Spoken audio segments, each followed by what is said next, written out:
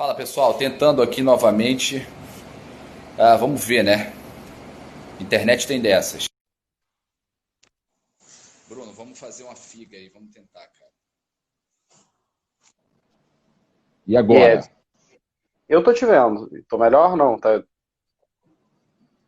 Cara, tá travado ainda. frisado, né? Cara, Super é do Instagram, é frisado. do horário.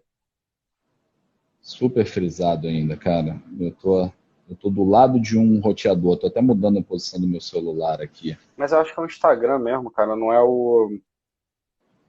Mas dá pra Putz, ouvir, né? Se você achar que não é muito ruim. Eu tentei, tirei do Wi-Fi, voltei pro Wi-Fi, mas eu acho que é muito mais o Instagram, o horário mesmo do tráfego, né?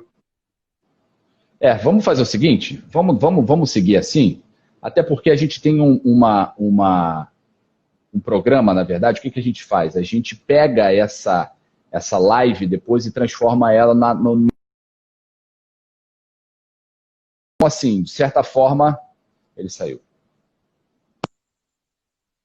A internet dele está com problema.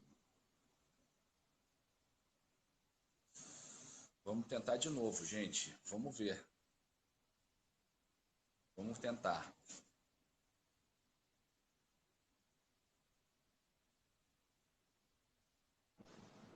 Voltei, Edson. Então vamos tentar assim, né? Você está conseguindo me escutar bem, pelo Tô menos? te ouvindo perfeitamente, perfeitamente. Pois é, então a gente toca assim, para a gente até não perder a oportunidade, porque a sua agenda é super travada. Então, para a gente é uma oportunidade muito grande, Bruno, para a gente poder bater um papo. E aí, até mesmo em razão desse problema, eu vou tentar ser o mais breve possível, que você tem uma outra live daqui a pouco. Mas assim, só para te contextualizar, essa nossa live, ela vira também um episódio do que a gente chama de DPLOLcast, de DPcast, que é o nosso podcast que a gente sempre transforma, tem algumas coisas, algum conteúdo que a gente coloca lá. Então a gente vai transformar isso um episódio também no nosso podcast, beleza? Legal, Edson. Pô, obrigado aí Beleza. pelo convite. Pô, Bruno, olha só, primeiramente, assim, para a gente é uma oportunidade muito grande. Eu acho que você hoje é a maior referência, é o nome quando a gente pensa em inovação, não só pelo trabalho do seu escritório, e aqui um disclosure, todo o trabalho que o Lime Ferguson faz é hoje um reconhecimento, e o meu primo, primeiro Becker, é sócio do Bruno também. Então, assim, hoje vocês são uma grande referência e você é a imagem desse movimento de inovação não só pelo Lime Ferguson, mas também pelo Sem Processo, pela Future Law. E a gente vem hoje aqui na tentativa aí de trazer dentro da nossa temática de tecnologia e inovação, falar um pouco sobre, na perspectiva de momento atual, ou seja, o que a gente denomina de advocacia do passado e presente, e advocacia do futuro.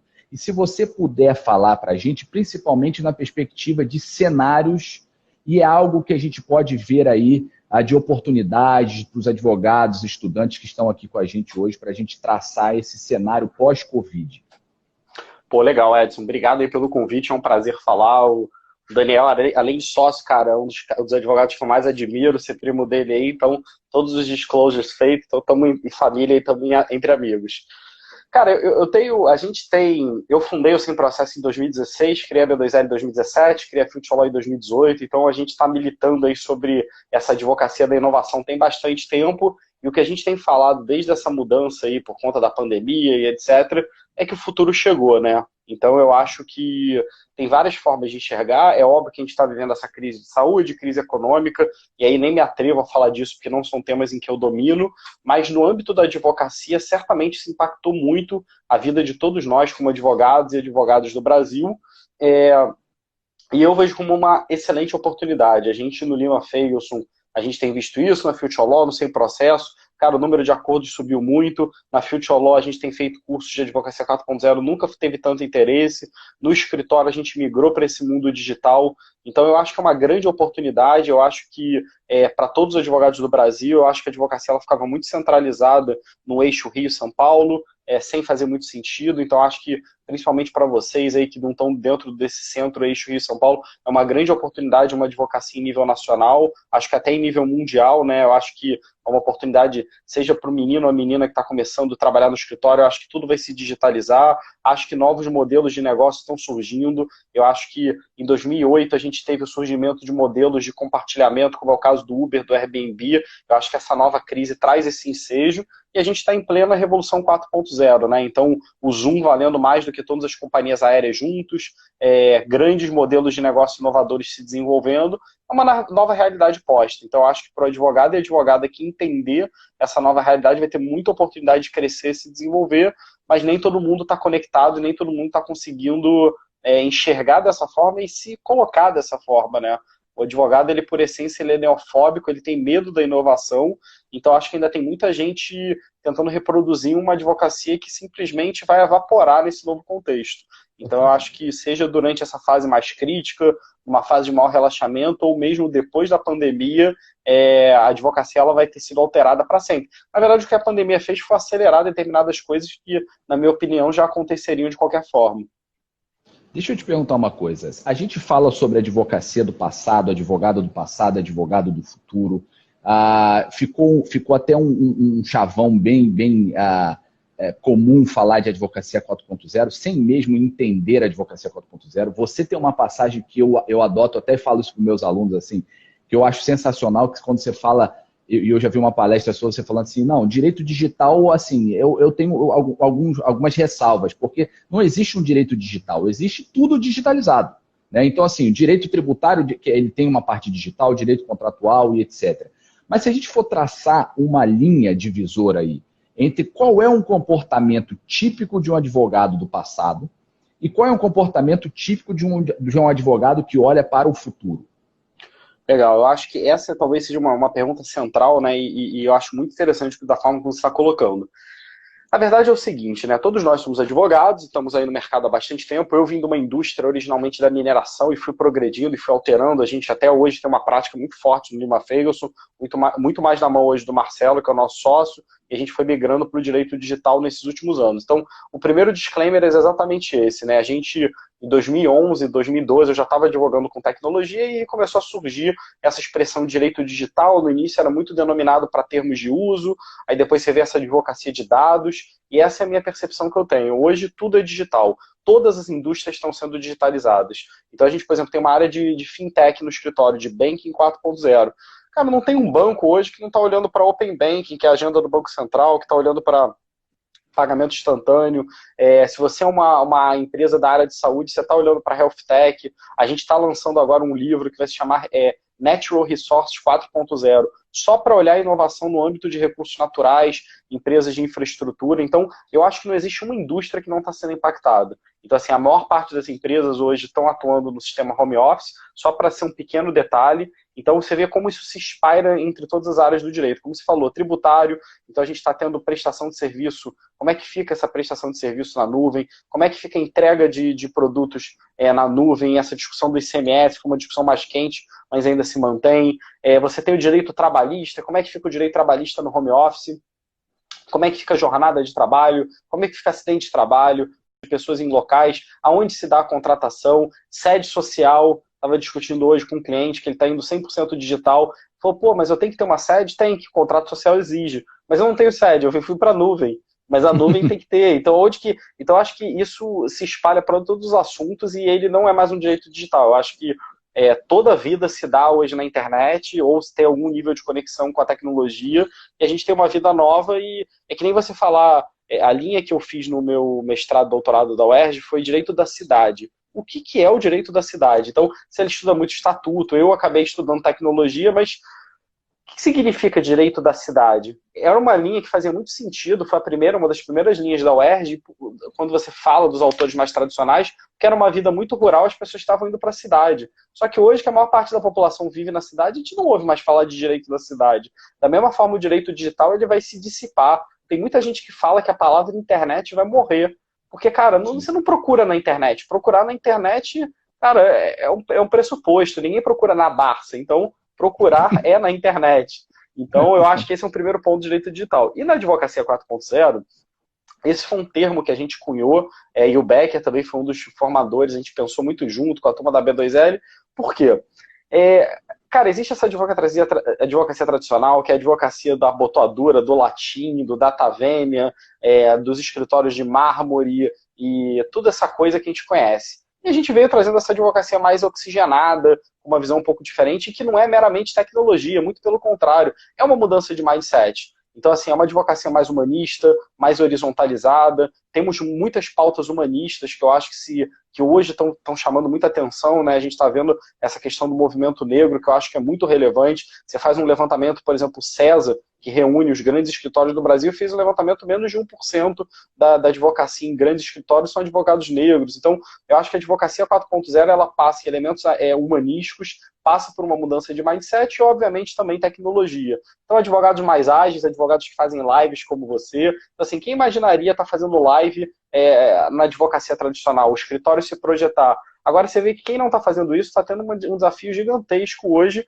de captação, de conexão. Então, eu acho que a advocacia 4.0 é uma advocacia nova, sem medo de falar de forma direta, de entrega de resultado, de objetividade e de conexão com essa realidade que a gente está vivendo, né? O que é esse novo ser humano, né, que está vivendo, que se comunica através do Instagram, que usa o WhatsApp, que pede comida pelo iFood, que ora nômade digital, essas novas relações? Então, eu acho que a advocacia 4.0 é a advocacia que se conecta com essa nova realidade que a gente está vivendo, porque a verdade é isso, né? A gente estava vivendo é estranho, né? Parece ridículo, mas, cara, completamente desconexão, né? Então, assim, um advogado de abotoadura falando do data venia, what the hell, né? Em que realidade você está vivendo? Então, mas por incrível que pareça, ainda é a realidade de muitos. Então, o termo advocacia 4.0 ele veio para se contrastar a tudo. Talvez a advocacia 4.0 a gente sabe o que não é. Então, a advocacia 4.0 não usa abotoadura, embora eu usasse porque eu gostava, mas não fala latim. Eu também, mas não falo latim.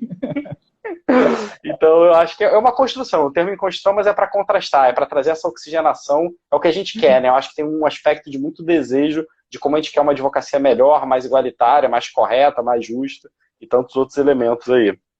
Mas a gente coloca a abotoadura com o símbolo do Python, assim, a gente tenta dar uma diferença, entendeu? Bruno, mas assim, eu concordo contigo e eu queria só deixar esse ponto para o pessoal aqui. Eu acho que o que diferencia muito, de fato, como você lida com uma atividade que é extremamente tradicional como o direito, né? O direito, assim, é interessante, eu até abro um parênteses aqui, pessoal, sigam o perfil do Bruno e menos na sexta-feira, mas os outros dias vocês vejam as lives de madrugada dele. Ele tem um programa meio Serginho Grosman, assim, que ele faz umas lives. Então, assim, é bem interessante, você tira muita ideia daquelas conversas, porque justamente, assim, é como você olha um serviço que é necessário para o seu cliente, mas a gente tenta torná-lo tão pomposo que distancia do fim, né? Que o fim, basicamente, como você falou, é a entrega, né?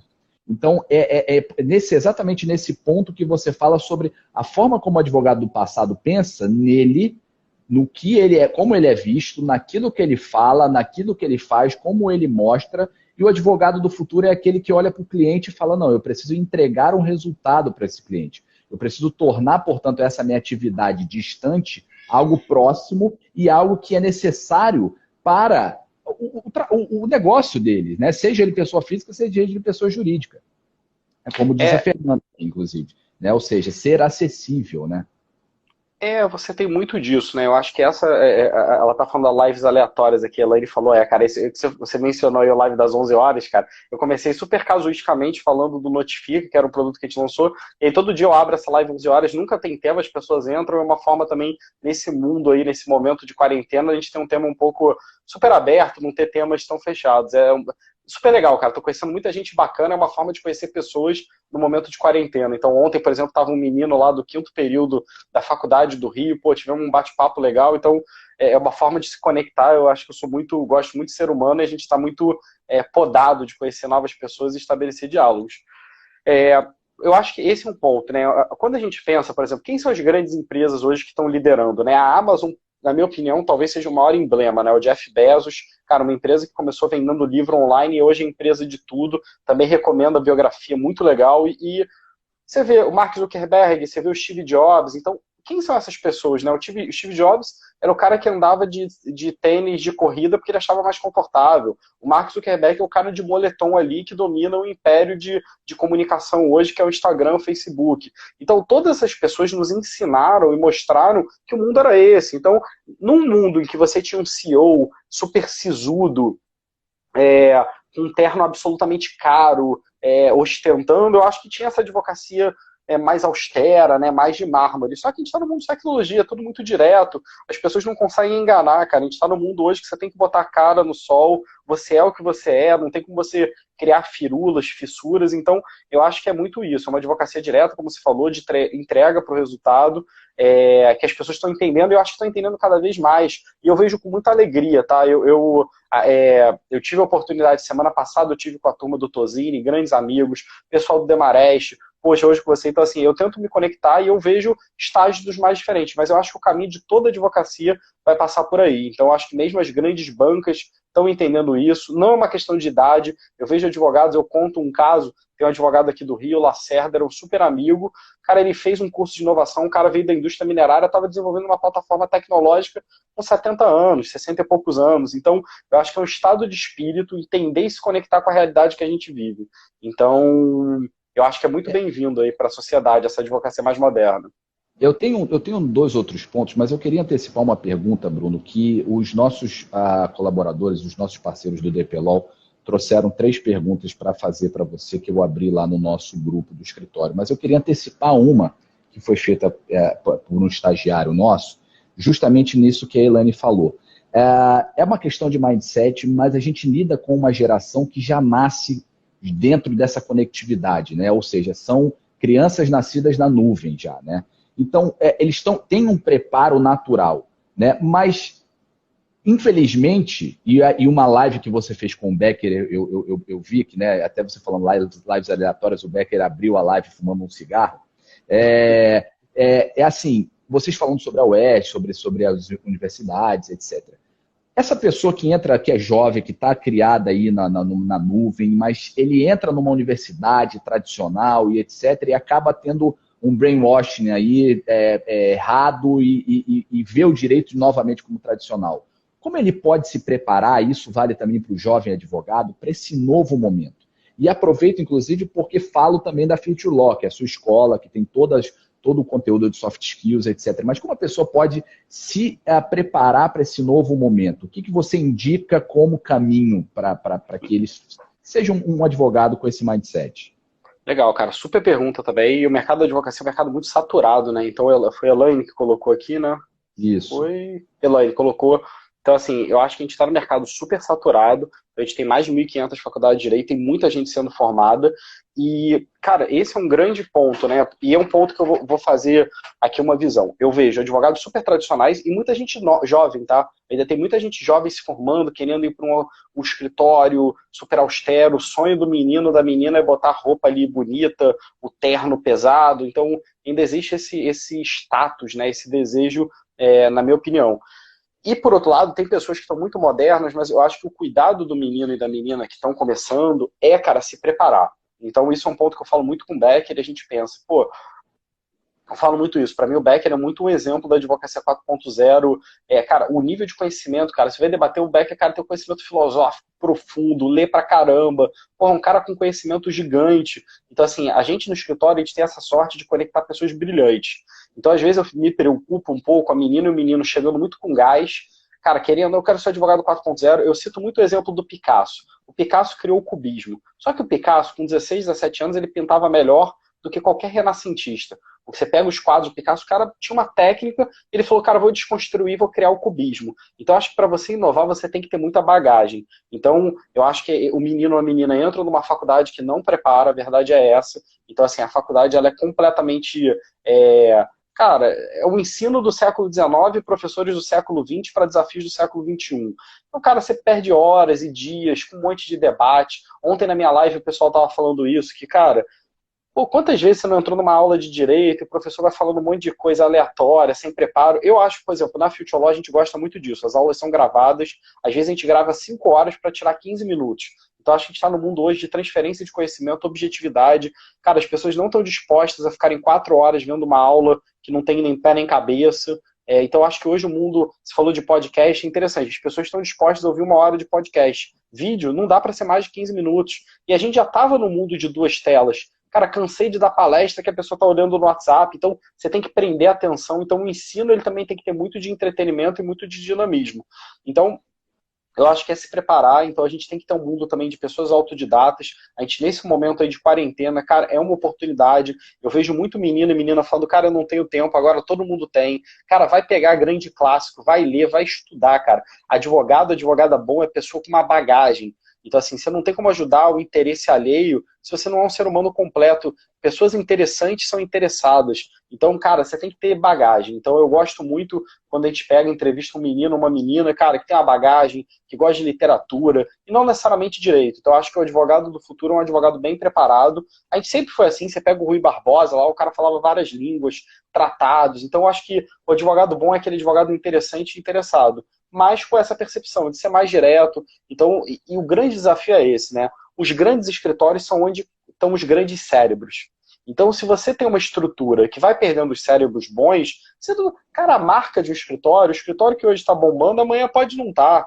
Então, assim, o que diferencia um escritório é onde você tem o melhor cérebro, as melhores pessoas conectadas. Então, eu acho que o desafio hoje é como você traz as melhores mentes mais jovens. E para isso você vai ter que criar um ambiente dinâmico, porque é o que você falou, quem nasceu na nuvem, cara, quem já está acostumado com tecnologia, pô, você vê quem está com 20 anos hoje, nasceu em 2000, cara, já nasceu no mundo tecnológico, daqui para frente vai ser pior, vai ser um menino ou menina que está se educando na escola virtual. Então, assim, a educação básica está sendo virtual, está todo mundo aprendendo. Então, eu acho que é por aí. As estruturas elas têm que se adequar e tem que tentar trazer os melhores cérebros, mas também eu sou muito contra a turma da goiabada, assim. A turma que quer ser, mas que não está preparada, que fala qualquer coisa, que escreve qualquer coisa. Então, assim, tem que separar muito o joio do trigo, ainda mais nesse mundo tecnológico.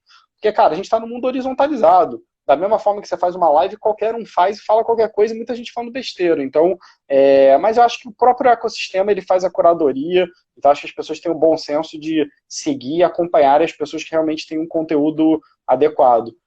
Mas eu acho que é por aí.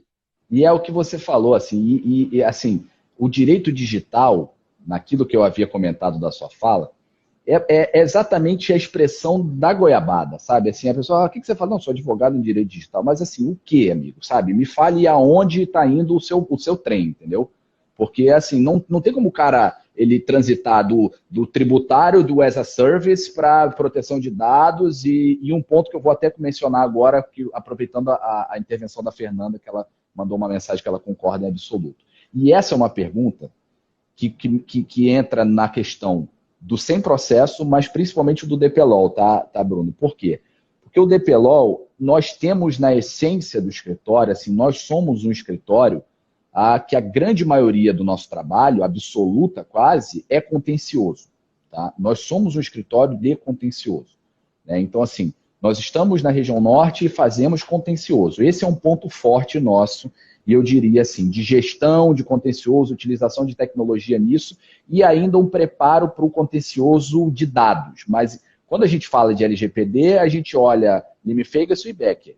Mas aqui a gente está se preparando para o que virá do que o Becker chama do CDC 2.0, que é LGPD. Né? O que você vê, e aí olhando na perspectiva do advogado do futuro, sem processo, de tendência para o contencioso do futuro? Legal, acho que esse é um dos temas mais interessantes, né? A gente está num país que é muito litigante, muito, muito, muito, muito, muito. A gente gasta 2% do PIB, gastava 2% do PIB ano passado. Esse ano que o PIB vai espremer e a litigiosidade vai aumentar, me preocupa. Até tenho falado isso, acho que a gente vai ter um crash aí no judiciário. Eu acho que o judiciário não vai ter capacidade de acompanhar essa velocidade, porque no mundo, o pessoal da Juiz Brasil fala muito isso, né? Eles falam, cara, o Brasil já tem 80 milhões de processos, mas tem muita gente que ainda não tem acesso à justiça. Então é incrível. Então a gente está num país de 200 milhões de pessoas e ainda tem muita gente que ainda não tem acesso. Então eu acho que o mundo ele vai ter cada vez mais conflito. Então assim, e aí por isso é que você tem que ter resoluções mais simples. Então eu acho que se você não encontrar meios, e aí vem o movimento de ODR, Online Dispute Resolution, que é uma questão muito do sem processo, cara, simplesmente você não vai ter capacidade, os processos vão começar a demorar mais e mais anos, isso vira uma conta impagável pelas empresas, não tem advogado no mundo que consiga dar conta e isso vira um custo do Brasil. Então eu acredito muito na metodologia de autocomposição, a gente criou o Sem Processo, que é uma plataforma exclusiva para advogados, e é engraçado, porque a gente criou em 2016 com módulo pré-contencioso. Qualquer advogado podia inserir a causa antes da justiça. Depois a gente descobriu que a gente tinha que ajudar as empresas a procurarem os advogados. E, cara, isso vem crescendo porque é uma mudança cultural. Então, eu acho que esse é um desafio. Eu acho que no Brasil a gente tem que ser menos litigioso para tentar resolver a melhor para os clientes, seja o cliente empresa, seja o cliente advogado. Quando a gente olha nas práticas daquilo que não se consegue resolver, eu vejo um contencioso hoje que ele é de volume, mas não é de massa. E eu acho que esse vai ser um grande desafio. Porque quando a gente falava do contencioso de massa, aquele contencioso, putz, eu não tive a entrega, cobrou 2 vezes a minha fatura lá de telefonia. Cara, aí você fazia aquelas minutas repetitivas, isso foi achatando cada vez mais o preço do contencioso, até chegar no nível de automação, que eu acho que é o fundamental para esse contencioso. Não tem como você dar um tratamento não de massa para um contencioso de massa.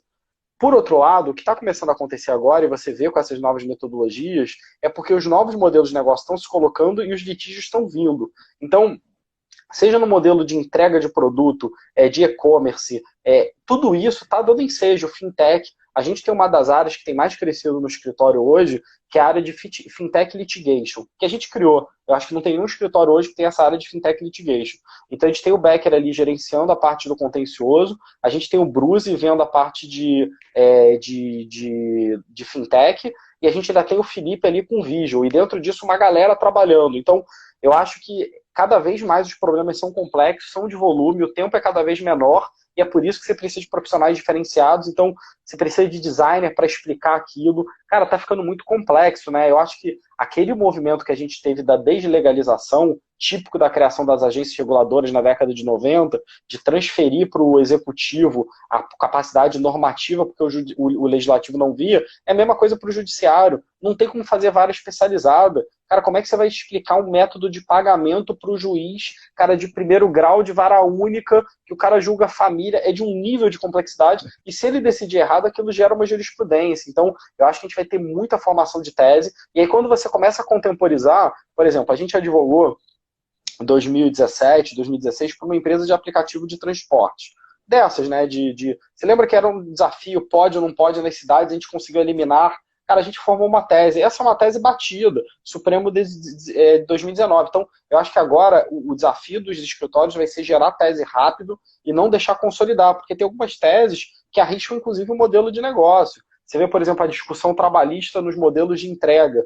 Cara, se alguém caracterizar como relação de trabalho, relação de emprego, você tem um risco muito grande de quebrar esses modelos. Então, eu acho que é uma advocacia muito acelerada, a legislação não acompanha, até minha tese de doutorado é sobre experimentalismo regulatório, porque a verdade é que não conseguimos acompanhar. A velocidade dos acontecimentos está muito mais acelerada e o judiciário e o legislativo não conseguem dar conta e os advogados vão ficar nesse meio. E aí, até uma referência à Cone, a nossa referência aí, professora lá da UFRJ, vice-diretora lá da UFRJ, participando da live aí, seja bem-vindo, professora. Super professora também, entende muito do tema. Tudo bem, professora? Obrigado por estar presente aqui conosco. Bruno, de fato, e assim, é uma coisa que faz a gente pensar muito sobre como a gente vai posicionar esse produto do escritório, porque, de certa forma, ao mesmo tempo em que você tem mudanças na estrutura de custo desses departamentos jurídicos, você tem uma necessidade cada vez maior, como você falou, de tirar isso de uma concepção de advocacia de massa para pensar, de fato, numa boutique de volume, né? Então, a grande questão é como, de fato, essa tecnologia, isso vem somar para esse nosso trabalho, entendeu? A gente vem conversando sobre isso, os sócios e a equipe do Massificado, justamente porque é uma coisa que, de certa forma, tira um pouco do nosso sono a necessidade de pensar em como se posicionar nesse contencioso do futuro. Vai existir, mas vai existir com essas ressalvas e com esses detalhes todos que você trouxe. E você trouxe vários insights aqui que eu vou depois mandar mensagem meio tarde aqui para o pessoal, mas vou mandar porque trouxe muita coisa até mesmo para a gente pensar no posicionamento, porque nós trabalhamos com muita instituição financeira, né, também. Então, assim, foi bem legal esse ponto. Acho que o pessoal do contencioso ficou um ponto interessante. Só para trazer por último, Bruno, porque a gente já está chegando no limite, inclusive para você se preparar para a sua própria live. E aí é uma pergunta para todos os demais colegas advogados que não são do escritório também, mas que estão aqui acompanhando a gente. Isso foi uma pergunta de um advogado nosso. É porque quando a gente fala em tecnologia, quando a gente fala em future law, quando a gente fala no sem processo, quando a gente olha Limie Ferguson, de certa forma, para pequenos escritórios, jovens advogados, parece algo muito caro e inacessível. Tecnologia ainda é algo que transparece, de difícil acesso. Então, a pessoa olha um sistema, ele fala, putz, cara, mas eu não vou ter dinheiro, eu não vou ter demanda, talvez eu não consiga me adaptar. Ou um departamento jurídico pequeno pode olhar e falar, putz, mas será que eu tenho budget para fazer essa integração e etc. Na sua opinião hoje, o acesso a essas tecnologias, primeiro, ainda estão caras, e dois, é melhor fazer in-house, fazer dentro do órgão, né, no caso do escritório ou do departamento, ou achar de prateleira eventuais prestadores? Bacana. Até somando essa questão, por exemplo, a gente não falou de jurimetria ali no contencioso, mas é um outro aspecto. A minha visão é um pouco essa, cara. Eu acho assim, se é uma tese que você vai perder, vai para o acordo, se não é uma tese, trabalha para defender ela. Então acho que a advocacia ela vai muito por isso. Ela vai automatizar, ela vai usar data-driven e naquilo em que ela for disputa, ela vai ter um valor maior agregado para gerar aquela decisão. Perguntando sobre tecnologia, a gente fundou a B2L em 2017 e hoje tem um radar lá disponível. E você vai ver que tem soluções absolutamente caras, completamente inacessíveis para o escritório menor. Por outro lado, tem uma gama muito grande de soluções focadas nesse middle ou small market. Então tem plataformas lá, por exemplo, focadas no escritório de uma ou duas pessoas, criando solução. Eu acho que o custo de tecnologia ele vai reduzindo com o tempo, né? Então é uma tendência que na medida em que as pessoas vão utilizando mais, ele vai barateando. Tem muita Lotec que tem nessa base e tem muitas outras coisas, né? Assim, eu vejo, por exemplo, quantos advogados usavam aplicativo de reunião como o Zoom ou o Meetup ou tantos outros? Ninguém, cara. Então tem muita tecnologia, às vezes barata, muito site, às vezes gratuito, que está disponível. Você vai usar um CRM, por exemplo. A advocacia, o advogado vende o dia inteiro para cliente. Alguém usa um CRM de venda? Muitas vezes o advogado nem sabe o que é um CRM de venda. Então, eu acho que não somente as Lotechs, que são empresas de base tecnológicas focadas no mercado jurídico, mas existe hoje toda uma gama para melhorar a experiência do usuário, para gerir melhor um aplicativo. E eu vou te falar, mesmo o escritório menor, ele tem que começar a se preparar, porque senão o crescimento não vem. Então, acho que a tecnologia ela oportuniza. Tem muitas Lotechs focadas. Então, hoje você tem, cara, soluções tecnológicas bem baratas que cabem no orçamento de qualquer escritório e pesquisar. Eu acho que a B2L, o radar lá, ajuda muito a você ver e experimentando. Eu acho que não tem a melhor Lotec ou a pior Lotec, tem aquela que se adequa à tua realidade. Agora, em termos de desenvolver dentro de casa, eu não sugiro isso para pessoas de pequeno porte, porque o custo de tecnologia é muito caro, o profissional de tecnologia está cada vez mais caro hoje. Então, se você for partir para desenvolver, você tem que partir para desenvolver uma empresa e vender para terceiros. Desenvolver para si mesmo é proibitivo em muitas hipóteses, a não ser que sejam aplicações. Então, cara, eu vou usar um Python aqui para rodar um script. Cara, hoje você tem script de Python que te ajuda a automatizar. Então, você faz um cursozinho ali de Python, talvez você esteja automatizando as tuas petições, os teus contratos. Então, você até pode pontualmente, mas para soluções mais robustas, você vai ter que procurar no mercado. E hoje o que é legal é que tem muita Lotec surgindo, tem muita empresa early stage procurando um case, querendo desenvolver. Então, é colar, às vezes, com uma empresa no início e formar arranjos que possam te beneficiar. E interessante, eu até cito acesso à jurimetria, fazendo aqui o jabá para o Caio Santos, amigo, sobre o Data Lawyer, é uma excelente plataforma que vem, inclusive, fazendo um trabalho legal nessa época de Covid. Mas, Bruno, a última pergunta, e eu prometo, e aí a resposta é em 10 segundos. Né? É igual quadro de conversa à noite, aí, de madrugada de vocês. Se você tivesse que falar uma área do direito que você vê, e aí é o seu trabalho de futurismo, que você vê como uma área que vai ter uma aderência muito grande no pós-pandemia, qual você indicaria? Putz, em uma palavra é difícil, hein, Edson? Cara, eu acho que Acho que todas as áreas, assim, eu acho que, eu volto a dizer, como eu falei, por ser transversal, então eu acho que você tem que buscar tudo que estiver ligado à tecnologia. Então você está no tributário, vai pensar, acho que trabalhista, por exemplo, é um tema agora muito contextualizado, seja pelo nível, infelizmente, de desemprego vai aumentar, seja pela mudança de trabalho, então é uma coisa que tem me refletido muito essas mudanças na relação de trabalho, mas eu volto a dizer, fintech, pô, você teve uma bancarização de um monte de gente com essa crise que não tinha, o Brasil ainda é muito bancarizado, então, o visual law, eu acho que a questão do design é no direito. Então, tem muitas referências nesse sentido. A Maria falou aí de recuperação judicial, RJ, né? Então, infelizmente, você tem essas questões anticíclicas que, infelizmente, a gente vai vivenciar, que é trabalhista, recuperação judicial, discussão de contrato. Mas eu acho que sempre com essa tendência tecnológica. Então, tanto para os modelos antigos, mas olhar para frente e ver tudo como a tecnologia vai impactar. Acho que é por aí. Beleza, Bruno. Cara, muito obrigado. Novamente, assim, para a gente é uma oportunidade bem legal, muito boa, para trazer para o nosso pessoal também essa sua visão que é extremamente diferenciada e a gente consegue, com isso, olhar para dentro do escritório, olhar para a advocacia, para o direito de uma forma bem diferenciada e, inclusive, dá para a gente um ânimo de pensar novas soluções dentro do próprio escritório.